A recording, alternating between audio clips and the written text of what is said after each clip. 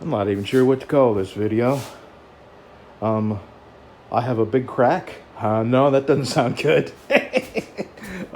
Underneath my door, you can just, it doesn't look like much. Let me get down.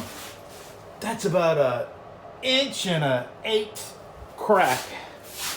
And I can just feel the cold air rushing in underneath that door. And I'm trying to just use one heater in here.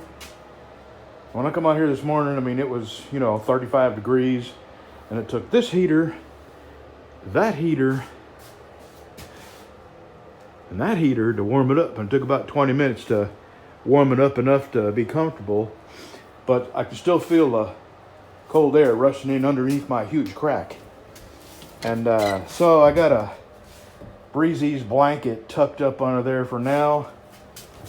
But I'm going to try something. Hold on, let me give him his blanket back. You know what these are, pipe wrap. I'm going to double these up. I got a big one and a small one.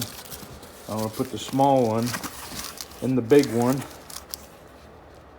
and try to slide it underneath the edge of that door. So let me get this cut to length.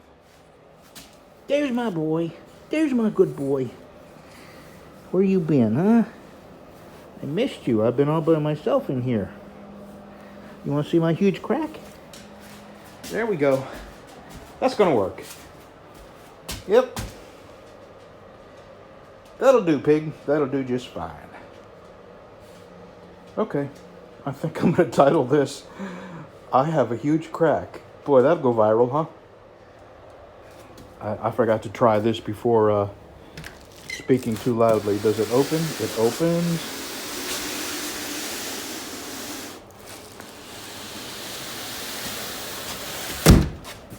That'll work. Okay.